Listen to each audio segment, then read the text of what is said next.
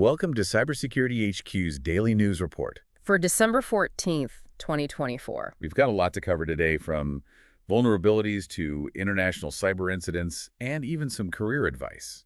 Sounds like a full plate. Let's jump right in with Clarity's discovery of some pretty alarming vulnerabilities in Ruijie's Reyee cloud management platform. Yeah, these are critical vulnerabilities that could allow complete takeover of devices. And we're talking about a lot of devices. 50,000 systems could be affected. Wow, that's a lot. Imagine practically every device in a small city. Yikes. That really shows you how a simple vulnerability can have a huge impact. And what makes this one so bad is that attackers could just bypass authentication using predictable serial numbers. So an attacker wouldn't even need to know anything about their target. Pretty much anyone with the right serial numbers could get access to those devices. That's a scary thought.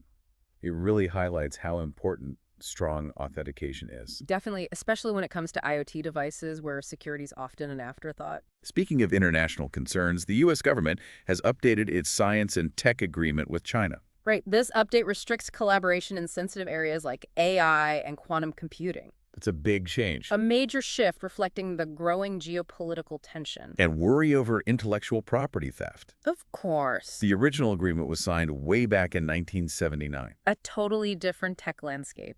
It makes you wonder what this means for the future of global tech development. It's a tough question. On the one hand, collaboration is good for innovation. Right, benefits everyone. But then there are national security concerns and economic competitiveness. So are we headed to a world where every country is on its own? Could be. Now on to a potential data breach that hits close to home for the crypto folks out there. Byte Federal, A Bitcoin ATM operator. might have exposed personal data of 58,000 users. That's a lot of people. It's a reminder that even in the crypto world, infrastructure can be a weak link. Exactly. And even if no funds were stolen. Right, just the potential exposure of things like social security numbers is bad. Really bad.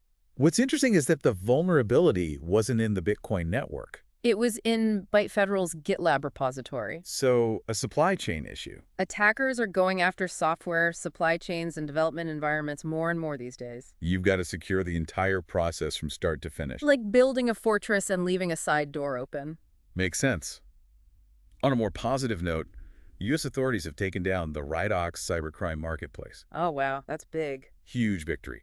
Rydox have been around since 2016. Offering over 321,000 illicit products. Everything from stolen credit card data to malware and hacking tools. What's really interesting is the global scale of this operation.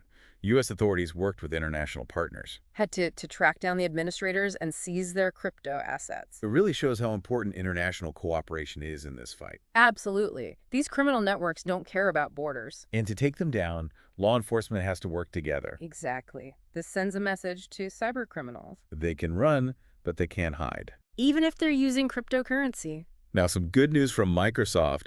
They've patched critical vulnerabilities in Windows Defender and Update Catalog. Good. These were some serious ones. They could allow privilege escalation. Giving attackers complete control. Or they could have accessed data. Unauthorized access. But luckily, these patches were automatic. Most users won't even know. Still shows how important it is to keep your systems up to date. Vulnerability management and timely patching are critical. Speaking of updates, over in Germany, authorities took down a botnet.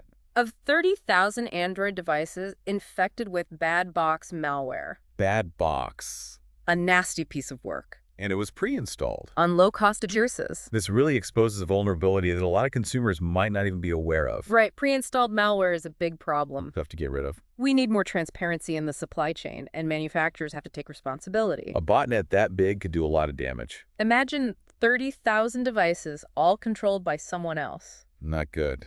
What exactly does bad box do? Steals information, spies on users, launches DDoS attacks. All bad. And the worst part, it can spread. So even more devices could be infected. That's right.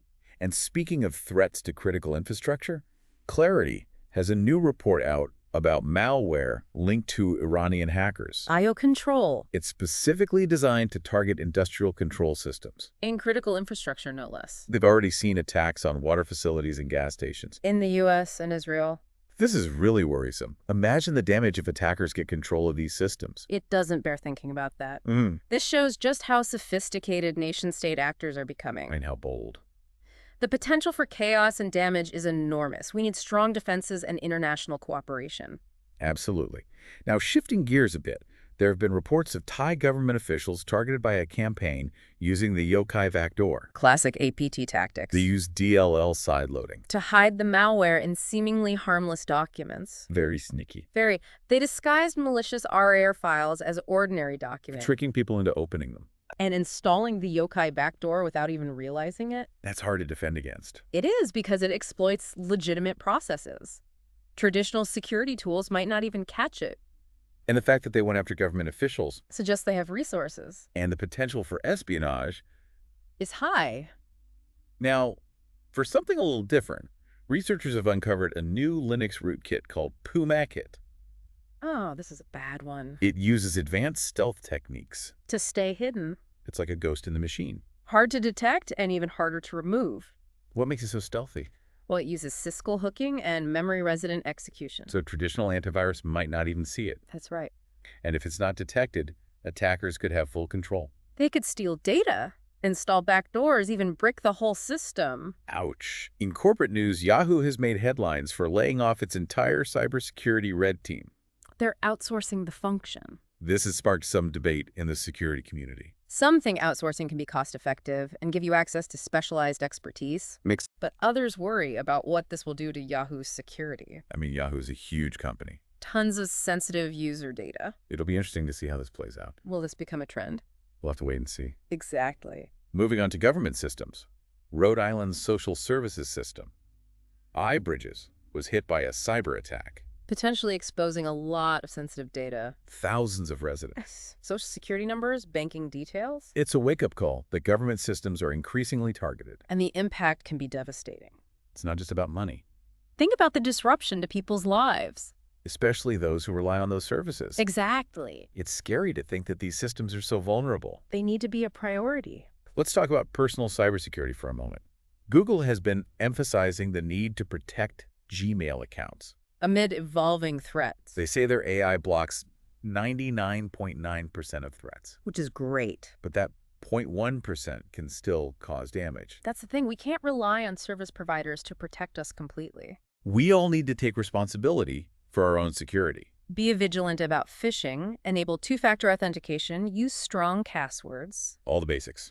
But they're important. Now, in international relations news, Ukraine and the U.S. have agreed to work together more closely on cybersecurity. This is significant given the current situation. The goal is to bolster Ukraine's digital infrastructure. And defenses against cyber attacks. And it's more than just talk. There will be investments in advanced technologies and joint training exercises. It's great to see countries working together like this. Cybersecurity is a global issue. And we need global solutions. Absolutely. Meanwhile, in the U.S. Senator Ron Wyden has proposed stricter cybersecurity rules for telecom companies, This is aimed at protecting against foreign cyber attacks. especially from China. The proposal includes annual security audits and executive accountability.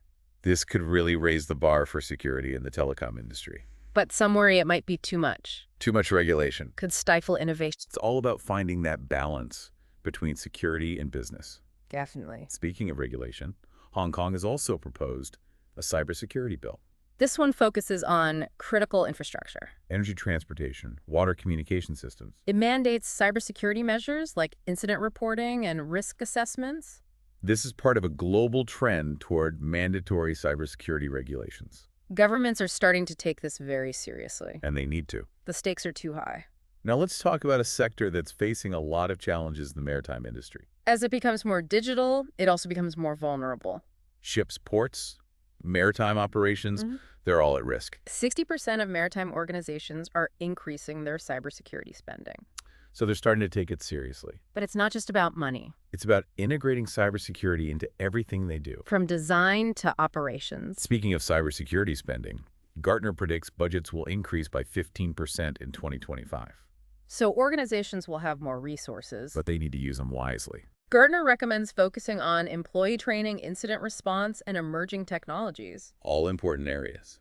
But remember, every organization is different. So they need to assess their own risks and vulnerabilities. And make sure they're spending their money where it matters most. And that brings us to another important issue: the lack of leadership skills in cybersecurity. The ISC2 survey highlighted some worrying gaps. Communication, strategic thinking, decision-making. These are essential skills for cybersecurity leaders. They need to be able to communicate risks and advocate for security investments. And inspire their teams. We need more than just technical experts. We need leaders. Absolutely.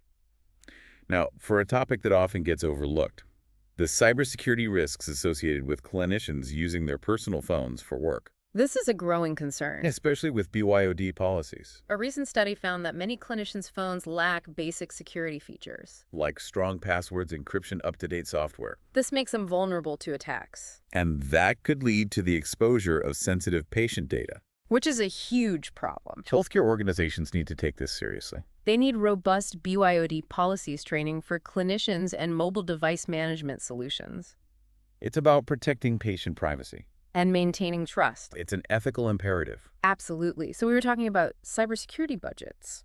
Right? Gartner predicts a 15% rise in 2025. But how should organizations spend that extra cash? It's more than just throwing money at the problem. Definitely. It's about strategy. Aligning those investments with business goals. Exactly. And keeping in mind that the threat landscape's always changing. A moving target. Gartner recommends focusing on a few key areas. Employee training. Incident response. And emerging technologies. Let's dig into those a bit. Okay, employee training. Everyone knows that humans can be the weak link. Oh, yeah. But with the right training, they can become a first line of defense. Absolutely. Security awareness training can really make a difference. Reduce the risk of phishing, social engineering, all those human error type threats. It's about giving employees the tools they need. To spot suspicious activity. Understand security protocols.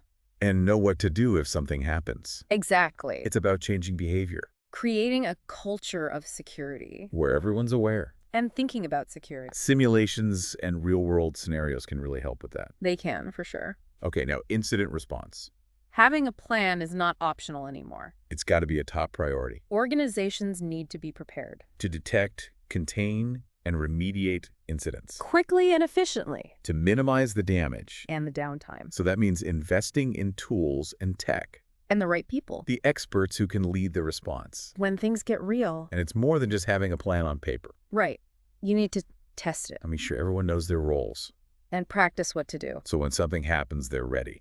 Exactly. Now, emerging technologies. This is the fun part. Got to keep up with the latest and greatest. The cybersecurity landscape is constantly changing. New threats, new tools. AI, machine learning, threat intelligence platforms. It's all about analyzing data. Finding those patterns that humans might miss. But you can't just buy any shiny new toy. Right. It's got to address your specific needs. And vulnerabilities. And integrate with your existing systems. Otherwise, it's just another thing to manage. And potentially another point of weakness. So it's about people, processes, and technology. All working together. To build a strong defense. A layered approach. That's the key. Now let's go back to the ISC2 survey. The lack of leadership skills. This is a big one. Cyber threats are getting more complex. And security is more intertwined with business than ever. We need leaders who can bridge that gap. Between tech and the boardroom. Leaders who can communicate those risks. Advocate for security initiatives. And guide their organizations. Through this constantly changing landscape. The survey found gaps in communication and strategic thinking.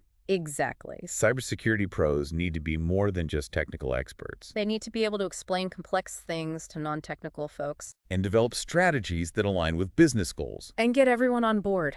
So how do we fix this leadership problem? It's about recognizing that leadership development is just as important as technical training. Makes sense. Organizations need to invest in programs that give their people those leadership skills. Communication training, strategic planning. Even just giving them opportunities to practice leadership. Mentoring and coaching can also help. Connect those experienced leaders with new talent. Pass on that knowledge. Create a culture of leadership. Where everyone can contribute. And step up. Now let's talk about healthcare. The risks associated with clinicians using their personal phones. BYOD policies can be tricky. Especially in healthcare. Convenience and flexibility. But also security risks. That study showed that a lot of those phones lack basic security features. Strong passwords. Encryption. Up-to-date software. They're easy targets for attackers. And that patient data. It's incredibly sensitive. Healthcare organizations have to manage this carefully. Robust BYOD policies are a must. Plus, training for clinicians. And mobile device management solutions. To enforce those security policies. And protect that data. It's about patient privacy And trust. and ethical obligation. Absolutely. We've seen a lot of examples today of international cooperation in cybersecurity. It's encouraged. The Ukraine and the U.S. working together. Legislation in the U.S. and Hong Kong It shows that people are starting to understand. that cybersecurity is a global issue. That needs a global response. We can't fight this alone. Sharing threat intelligence, best practices, resources. It's all essential. The partnership between Ukraine and the U.S. is a great example. It's not just about sharing information. It's about investment in tech, joint training exercises. building capacity. This is a real commitment. And it's not just about helping Ukraine. A more secure Ukraine means a more secure world, Cyber attacks can have a ripple effect, disrupting critical infrastructure, impacting financial systems. spreading misinformation. So working together is the only way To mitigate those risks. and build a more resilient digital world. Now back to the U.S. Senator Wyden's proposal for stricter cybersecurity rules for telecoms, Aimed at protecting against foreign attacks. especially from China. This could really change the game. Annual security audits. Executive accountability. It would push companies to invest more in security. But some are worried that it might be too much. Too much regulation could stifle innovation. It's a tough balance. Finding that sweet spot between security and business needs. Hong Kong's critical infrastructure cybersecurity bill is another example. Of this global trend towards mandatory cybersecurity regulations. It's under review right now. But it could become law. And it would require critical infrastructure operators to step up their game. Incident reporting, risk assessments, security controls. It's a proactive approach. That recognizes the importance of protecting these vital systems. We're talking about energy transportation, water communication. If those systems go down, the consequences could be disastrous. So it's essential that they're protected. this really reflects a changing mindset. Cybersecurity is not an afterthought anymore. It's a fundamental requirement. For a functioning society. Let's turn our attention to the maritime industry. They're facing a lot of challenges right now. As they undergo this digital transformation, Ships are becoming more interconnected. relying on networks and software. That could be vulnerable to attacks. A successful attack could disrupt navigation, Compromise cargo? even endanger lives. A lot at stake. That DNV report showed that a lot of maritime organizations are upping their cybersecurity spending. 60%. That's a good sign. But it's not just about money. They get a culture of cybersecurity. Security has to be part of everything. From design to operations. Risk assessments, security audits, penetration testing, incident response. All essential. And don't forget about the human element. True training and awareness. It's so important. People are often the weakest link. But they can also be the strongest asset. If they're trained properly. And empowered to act. Speaking of spending, Gartner predicts those cybersecurity budgets will rise by 15% in 2025. A lot of money. Organizations need to make sure they're using it wisely. Focusing on those key areas. Employee training, incident response, emerging technologies. But remember, every organization has different risks. And different goals. So they need to tailor their spending accordingly. It's not about buying the latest gadget. It's about understanding your vulnerabilities. And finding the right solutions. To address them. A balanced approach. That combines people, processes, and technology. Now, the ISC2 survey highlighted that leadership gap in cybersecurity. We need more leaders in this field. People who can not only understand the technical stuff, but also communicate those risks. Advocate for security. And lead their teams. The survey found gaps in communication. Strategic thinking. Decision-making. Those are essential skills for any leader. Cybersecurity pros need to be able to explain complex concepts. To non-technical folks. Develop strategies. That align with the business. And build consensus. It's not just about being a technical expert. It's about being a leader. So how do we develop these skills? Invest in leadership development programs. Formal training. Mentoring. Create opportunities for knowledge sharing. And collaboration. Build a culture where leadership is valued. At all levels. Now, healthcare. Those BYOD risks. Clinicians using their personal phones. Convenience and flexibility. But security challenges. Those phones need to be secured. Robust policies. Training. Mobile device management. It's about protecting patient data. And maintaining trust. Healthcare organizations have a responsibility. To safeguard that information. It's not just about compliance. It's about ethics. So we've covered a lot today. A lot: vulnerabilities, attacks, budgets, leadership gaps. What are some of the key takeaways? Well, I think the maritime industry is a good example. Of a sector that's undergoing this digital transformation. Right. Embracing new technologies. But also facing new risks. Cybersecurity has to be baked into that transformation. From the beginning. Not just an afterthought. It's got to be part of the DNA of the organization. Exactly. You can't just bolt it on later. So when we talk about those rising cybersecurity budgets, Right. Gartner's prediction of 15% growth. it's not just about having more money, It's about spending it wisely, making strategic decisions. focusing on those areas that will have the biggest impact. Like what? Strengthening your basic security controls. The foundation. Investing in training and awareness. For everyone. And adopting those emerging technologies that can really make a difference. Like AI and threat intelligence. But you got to balance that with fixing those fundamental gaps. Right. You can't just chase the shiny new toys. Don't forget the basics. Strong passwords. Multi-factor authentication. Regular patching. Access controls. The boring stuff. But it's still so important. And what about the human element? Oh, that's huge. We talked about training for maritime crews. But that applies to everyone. Human error is a factor in most cyber incidents. We need to equip people with the knowledge and skills to stay safe. Recognize phishing attacks. Understand security protocols. Report suspicious activity. And when everyone's thinking about security, It becomes a part of the culture. a security-first culture Where everyone's working together. to protect the organization. And that brings us back to that leadership gap. We need more cybersecurity leaders, People who can not only understand the tech, but also lead their teams, communicate effectively. make strategic decisions, Organizations need to invest in leadership development. give people the opportunities to grow. Training programs, mentorship opportunities. Industry events, It's all about developing those essential skills. communication, strategic thinking, collaboration. And remember, leadership doesn't always mean having a fancy title. It's about stepping up, Taking initiative, inspiring others. no matter what your role is. Now, healthcare, those BYOD challenges, Clinicians using their phones. it's a tricky one. Balancing convenience with security. They need robust policies Training for everyone. and technology to help manage those devices It's about protecting that patient data. and maintaining trust. It's an ethical responsibility. For sure. We've seen some positive developments on the international front. More collaboration, Countries working together, sharing information. sharing resources. Cybersecurity is a global issue. That requires a global response. Platforms like Cybersecurity HQ are playing a key role. Bringing experts together, Sharing knowledge. advancing the field We have job board, to help connect talent with opportunities, news, and in-depth reports, to keep you up to date and a newsletter. with curated updates delivered right to your inbox. So if you're passionate about cybersecurity, Join us. become a part of the community. That's how we'll build a more secure world. Together. That wraps up our deep dive for December 14th, 2024. Stay safe out there. And stay informed.